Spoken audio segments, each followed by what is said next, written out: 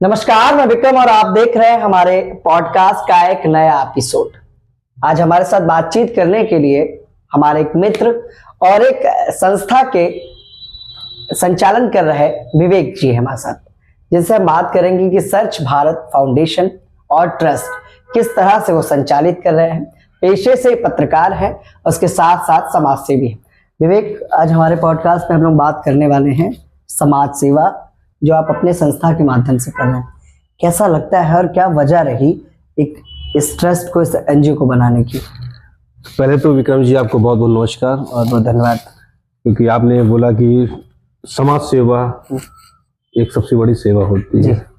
साथ साथ इसके बाद हमने बोला कि पत्रकारिता भी कहीं न कहीं दोनों एक ही हिस्सा है। बिल्कुल, थोड़ा सा बस नजरिया बदल जाता है, क्योंकि समाज सेवा जो होता है हमें गरीब मजलूमों तक पहुंचना चाहिए।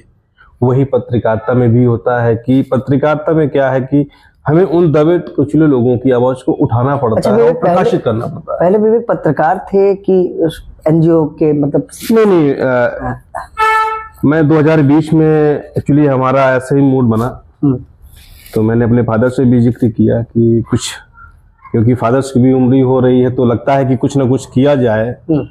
तो मेरा जो ज्यादा फोकस रहता है, मैं आज भी काम भी कोई करता हूँ तो माँ बाप के प्रति समर्पित होकर काम करता हूँ कि जिंदगी में जो भी करना है पहले माँ बाप के लिए कर दूं, उसके बाद जीवन में अपने लिए करना है, अपने परिवार के लिए करना है। तो प्रॉपर कहाँ से हैं आप? हमारा प्रॉपरली जो हमारा होम टाउन है ये हमारा कानपुर पड़ता है। कानपुर में तहसील घाटापुर पड़ती है हमारी, उस से आते हैं। तो शुरुआती दौर से जो पत्रकारिता या सोशल वर्क की शुरुआत हुई वहीं से हुई, कानपुर से ही?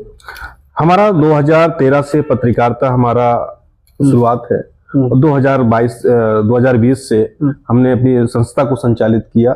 इसमें बाकायदा मेरे आदर्श जो है कामता प्रसाद जी, जो राष्ट्रीय अध्यक्ष हैं ट्रस्ट के, और उसका फाउंडेशन का मैं राष्ट्रीय सचिव हूँ। जो ट्रस्ट के जितने भी कार्यकलाप होते हैं उसको मैं ही निर्वहन करता हूँ। विवेक, हमने देखा है कि सोशल वर्क, समाज सेवा, इसमें आता तो कुछ है नहीं, ना कोई इनकम है ना कोई पैसा है।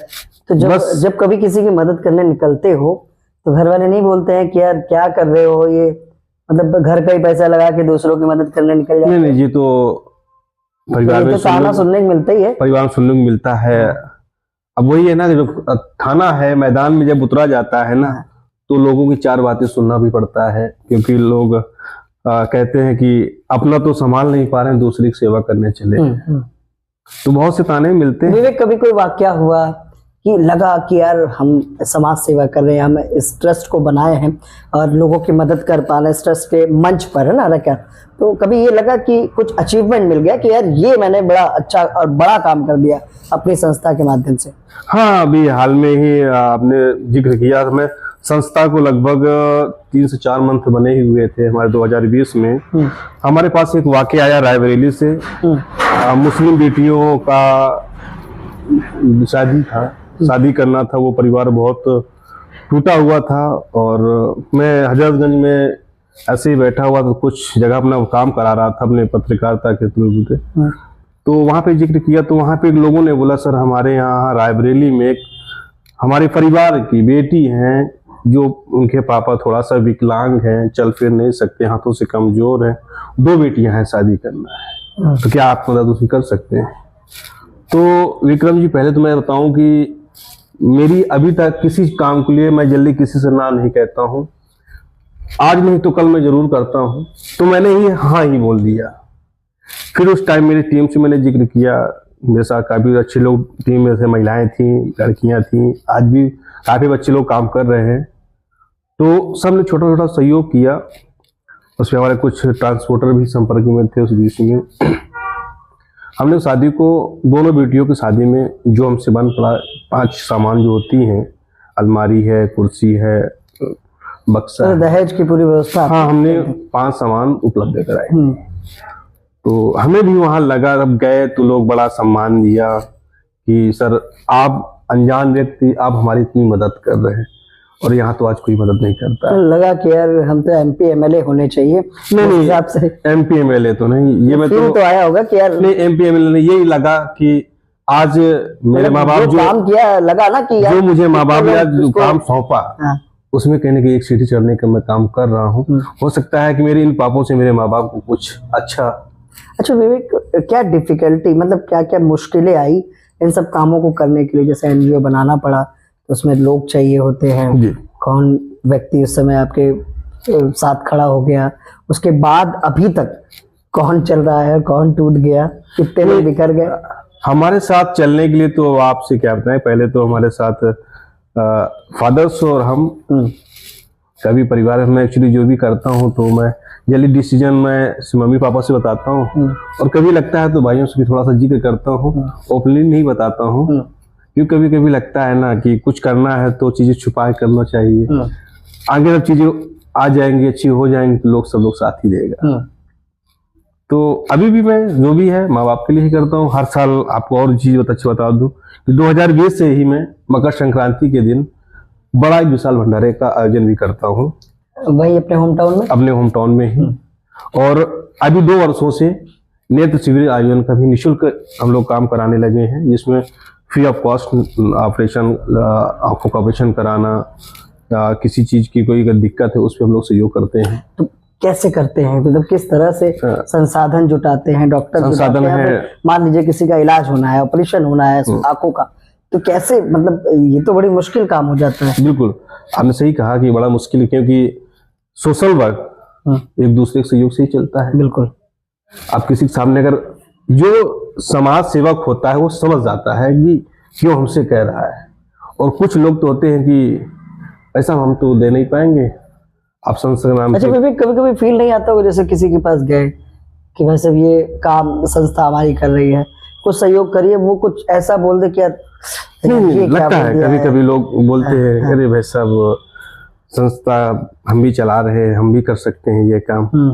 तो मैं उन लोगों से भी कहना चाहता हूँ कि कह देना और करना बड़ा अंतर है। अच्छा विवेक, मैंने देखा है लखनऊ में और यूपी में अपने तमाम संस्थाएं इस तरह से काम करती हैं और अलग अलग चीजें कर रही हैं।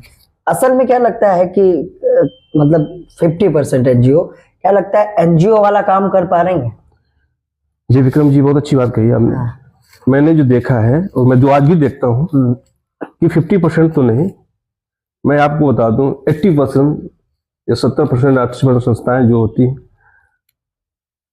काम नहीं कर पा रही हैं, क्योंकि उनके पास संसाधन नहीं हो पा रहे हैं। और 20% से 30% संस्थाएं हैं जो आम जनमानस तक पहुंच पा रहे हैं, उनके लिए सेवा के लिए तत्पर रहते हैं। अच्छा, मतलब ये जो संस्थाएं होती है कहीं ना कहीं सरकार से भी तमाम प्रोजेक्ट के लिए पैसे मिल जाते हैं, तो कभी मतलब ऐसा हुआ कि सोचा कि यार प्रोजेक्ट भरे, फिर पता चला वहां तो बड़ा करप्शन है? हाँ, तो ये बहुत सी चीजें होती हैं कि मैंने भी अभी हाल में अपनी संस्था का 12 JTG कराने की फाइल किया हुआ है। जब प्रोजेक्ट नाम मैं 2 लोग संस्थाओं से बात किए, मैं दिलाने की बात की, तो इसमें चलता है कि भाई इतना मुझे दीजिए, मैं आपको प्रोजेक्ट दिलवा दूंगा। 40% आप दीजिए मुझे, 60% आप मुझे दीजिए। मतलब समाज सेवा करना है और सरकार पैसा दे रही है, उसमें भी पहुंचना चाहिए। और सरकार कहाँ तक भ्रष्टाचार जो बात कर रही है, भ्रष्टाचार तो निपाट रही है, तो सरकार को नहीं कहूंगा, जो सरकार में जो बैठे, लेकिन सख्ती नहीं है, सभी तो कर रहे हैं। हाँ, जो कर्मचारी है ना, उनको जो 60-70 हजार सैलरी मिलती है उससे पेट नहीं भरता है, उनको उस घूस के पैसे से पेट भरता है। तो संस्था को चलाना भी, अगर वो संस्था जो चला रहे हैं घूस ले रहे हैं, अगर उनसे भी आप बोल दो कि उसका हिस्सा 2% आप भी कुछ दान कर दो, तो नहीं देते। अच्छा, पेशे से आप एक पत्रकार हैं, जर्नलिज्म में बड़ी दिक्कतें आती होंगी, तमाम जगह जाते होंगे, कुछ मिलता तो है नहीं, वहाँ भी एक समाज सेवा ही है। तो कब मतलब शुरू किया? ये हमारा तो पत्रकारिता एक्चुअली बेसिकली मैं क्या बताऊँ, मैं तो बायोलॉजी का छात्र था, मैं BSc गाँव से, यानी अपना जो भी कानपुर यूनिवर्सिटी से पढ़ाई की सारा, तो BSc मेरा होम टाउन से ही, कानपुर से ही हुआ। तो पत्रकारिता कोई मेरा अंदर से वो नहीं था कि पत्रकारिता क्या है। तो क्या वजह है कि भाई जीवन में देखिए हर एक पहलू होते हैं, सारे पहलू को आप भी समझते हैं कि घर की परिस्थितियां कभी कभी इंसान को नीचे तक ला देती हैं, कभी कभी बहुत कमजोर होता है, क्योंकि हमारे भाई भी पढ़ते थे और हम लोग गांव से आते हैं, इतना माँ बाप नहीं जुटा पाते थे भाई, 3 भाइयों को पढ़ाना, और लखनऊ में बड़े बड़े भाई लोग पढ़ते रहे, उनको सारा चीज जमा करना, सब चीजें फैमिली को, माँ बाप को ही करना होता था। तो उन चीजों को देखते हुए भी लगा कि मैं फिर भी पत्रकारिता मेरा मेन मकसद पत्रकारिता नहीं था, कुछ अच्छा करना। और मेरा भी सपना था कि कुछ डॉक्टर वगैरह बनेंगे तो कुछ अच्छा करेंगे, अब आपका भी नाम होगा। पर कहते हैं ना, जो ईश्वर को मना होता है, ईश्वर जो चाहता वही होता। अच्छा, फिर जब पत्रकारिता में आ गए, क्या किस सन में आए पत्रकारिता में? पत्रकारिता में तो आपका 2013 में आया था। तो जब आए तो 1-2 साल जब बीता फील्ड पे, तब क्या लगा? क्या डॉक्टर से अच्छे हो कि नहीं? नहीं, आपको विक्रम जी क्या बताऊँ, पत्रकारिता मुझे बहुत अच्छी लगी। जब आया तो स्टार्टिंग में, क्योंकि मुझे बहुत अच्छे केस मिलते थे और बड़ा अच्छा लगता था कि यार बहुत अच्छा क्षेत्र है। क्षेत्र आज भी बढ़िया है, पर जो उस दौर का 2013 से लेके जो 16 तक का दौर था, वो बड़ा अच्छा दौर था। आज क्या मुश्किलें दिखती है? आज मुश्किलें क्या है कि कंपटीशन, एक दूसरे को पत्रकारिता में देखा तथाकथित तौर पर तुरंत दिखाना हो जाता है, कहीं कुछ पकड़ना हुआ, अरे वो पत्रकार ऐसा है, वो तो वहां दलाली करता पकड़ा है। आप भी उसी क्षेत्र, उसी भिन्न अंग में जुड़े हुए, आप एक दूसरे को नीचा गिराने पे लगे हैं। मैं उन पत्रकारों से भी कहना चाहूंगा, एक दूसरे को नीचा ना, वो छोटा बड़ा कोई नहीं है, जिस क्षेत्र में आप, उस क्षेत्र में वो भी है। हाँ, बस ये है कि वो किसी बैनर से, अब एक्चुअली एक चीज और है, जब से मोदी जी आए, डिजिटल मीडिया बना दिया, तो लोगों ने मीडिया को जो स्तर था ना, वो खत्म कर दिया।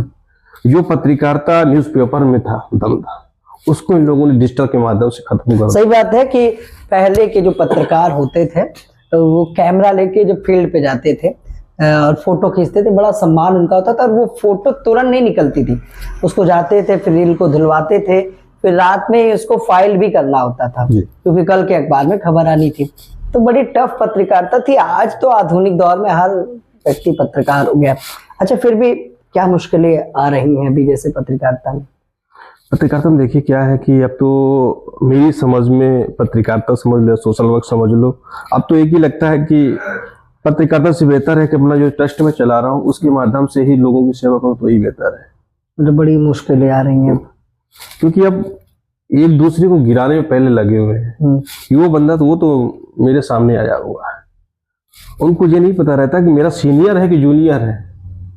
तो ऐड विज्ञापन भी आसानी से नहीं मिलते हैं। नहीं, अब तो विज्ञापन तो मुझे लगता है, क्योंकि अब तो हर घर में एक पत्रकार मिल जाएगा, जिस तरह हर घर में एक वकील मिल रहा है, वैसे हर घर में एक पत्रकार मिल जाएगा। और सबसे कहीं कोई मामला फंस जाए तो बोल देते हैं मेरे बुआ लड़का पत्रकार है। जैसे पुलिस विभाग में जाओ तो कहते हैं मेरे पापा दरोगा है, मेरे पापा पुलिस में है। ऐसा कहीं ना कहीं देखा जाए तो पूरा। अच्छा, तो जैसे मान लीजिए आज के युवा पत्रकारिता में आ रहे हैं, हम देखते हैं तमाम कम उम्र के लड़के जो कहीं ना कहीं बालिग तो हैं, अभी मैच्योर नहीं है, लेकिन वो पत्रकारिता में आ जाते हैं। उनके लिए क्या कुछ कहना चाहेंगे? उनको क्या सुझाव देना चाहेंगे कि कैसे करें, क्या करें? आज की पत्रकारिता जो नौ युवक बच्चे आ रहे हैं, उसमें मैं एक चीज कहूंगा कि आने से पहले उस बारे में, उस फील्ड के बारे में पूरी जानकारी होनी चाहिए। अब तो हाथ में एक माइक ले लेते हैं उसको। अब हम लोग अगर देसी भाषा में बात करें तो, क्योंकि मैं भी उस क्षेत्र से जुड़ा हूँ, तो मेरे लिए कहीं ना कहीं अवैध लगेगा। तो फिलहाल फिर भी कहूंगा कि अब माइक पकड़ लेना आसान है, माइक में बोलना नहीं। फील्ड में जाना आसान है, लोगों से बात करना नहीं, क्योंकि हमें पूछने से पहले उस चीज का हमें उत्तर पता होना चाहिए कि मैं पूछ क्या रहा हूँ। वो जनता जब जवाब देगी तो उसमें मुझे क्या उत्तर देना पड़ेगा। ये उत्तर देना भी पड़ेगा तो उसका क्वेश्चन मैं कैसे निकाल के लाऊंगा। आजकल के पत्रकार क्या करते हैं, जो नौ युवक आ रहे हैं, उनको पता नहीं होता है। हाथ में लिया माइक और लगाया, गाड़ी में खोस लिया और लिखा लिया आगे पत्रकार, वो बन गए पत्रकार। क्योंकि वो कहते हैं ना कि भाई कहना भी नहीं चाहिए, क्योंकि अब तो 500-500 में पत्रकार कार्ड बनाए जा रहे हैं। तो मैं ऐसे उन बैनरों को भी कहना चाहूँ कि बच्चों को पहले ज्वाइन करने से पहले उनके बारे में पूर्णतया जानकारी एकत्रित कर ले कि क्या हकीकत में पत्रकार बनने लायक है। उनको कहीं ना कहीं ट्रेंड करा जाए, ट्रेनिंग दी जाए, उनको ट्रेनिंग भी दी जाए। अगर लगता है जिनमें वो पत्रकार बनना चाह रहा है तो अब उसके नजदीकी थाने से उसके लड़के के बारे में एक वेरिफिकेशन करवा ले। वेरिफिकेशन करवा के आप वहाँ के चीजों जानकारी पता चल जाएगा कि कितना एजुकेटेड है, कितना पढ़ा हुआ है, कितना ही पढ़ा हुआ है, सारी चीजें आपके सामने आ जाएगी। लेना चाहिए। अच्छा, कभी ऐसा रहा कि कोई खबर चलाई हो किसी बाहुबली के खिलाफ, किसी बड़े लीडर के खिलाफ, या कोई ऐसा व्यक्ति जिसने फिर दबाव बनाया हो कि यार तुमने ये खबर कैसे चला दी, फिर बड़ा लगा यार ये तो आफत आ गई मेरे ऊपर? हाँ, अभी ये बहुत अच्छी बात है कि हाल में बीजेपी की सरकार भी है और हमारे एक पत्रकार थे सरोजिनी नगर के, और नीवा का मामला था, तो वो सचिवालय में एक्चुअली अच्छे पद पर हैं, क्योंकि काफी समय हो गया, नाम भी भूल गया। उनके खिलाफ हमारी रिपोर्टर ने खबर चलाई थी, तो उन्होंने मतलब मानिएगा कि सचिवालय जितना पत्रकार था हमारा सीनियर, उसमें हमारे कुछ जानने वाले भी थे। तब उनको पता चला कि विवेक के चैनल में खबर चली हुई, तो उन्होंने डायरेक्टली मुझे फोन किया, कह रहे विवेक अपने भाई का मामला है, आप उसको क्यों हाईलाइट कर रहे हैं। तो एक्चुअली उसे 3 दिन 4 दिन लगातार पर्सनली दबाव बनाया गया और मेरी खबर को चैनल से हटवाया गया। खबर हटा दीजिए। फिर मैं हटाया नहीं, मैंने प्राइवेट कर दिया, और प्राइवेट का उसको जानते, आप भी जानते, प्राइवेट चलने के बाद वो दिखेगा नहीं। फिर बोले अरे कभी कोई काम पड़े उनके लिए तो बताइए, जरूर। बड़ा दबाव है, प्रेशर, मतलब ये लगा कि यार एक खबर और जब भ्रष्टाचार या कुछ उच्च अधिकारी कर रहा हो, अगर उसमें हम खुलासा करना है, हमारा पत्रकार खुलासा कर रहा है, क्योंकि होता क्या है, एक चीज आप विक्रम जी समझिए कि संपादक जो होता है, जैसे मैं अपना पेपर चला रहा हूँ, अखबार चला रहा हूँ, 2017 से अखबार चला रहा हूँ, तो कहीं ना कहीं उतार चढ़ाव आते हैं, मुझे देखते मिलते हैं, बट ये लगता है ना कि जब एक रिपोर्टर, क्योंकि रिपोर्टर सबसे बड़ी जान जोखिम डाल के जाता है, उसको हम क्या देते हैं, कुछ नहीं। जो भी काम करता है कमीशन पे काम करता है, मिला तो ठीक, नहीं मिला तो 400 गाली उसको मिल जाती है कि साले दलाली करने आ गए। अब जब उसने खबर किया, उसकी खबर हटाई जाए तो उसको क्या लगेगा कि मेरी मेहनत किया हुआ और मुझे ही नहीं मिला, और मुझे ऊपर से बेइज्जत होना पड़ा, और सर ने खा लिया। सर ने खा लिया।